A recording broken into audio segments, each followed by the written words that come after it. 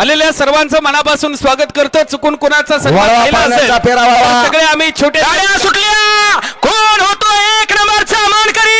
महाराष्ट्र बेंदूर केसरीचा निमित्त सुंदर असा भावणीकरांचा बी कंपनीचा चालली लढत लढत सुंदर अशी लढत